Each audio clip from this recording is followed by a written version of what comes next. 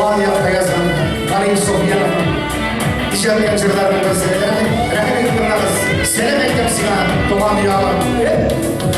Kalbin sayın şiire yaşına Yıllar ide yırak yoklarına Ninime yazmış işitsemine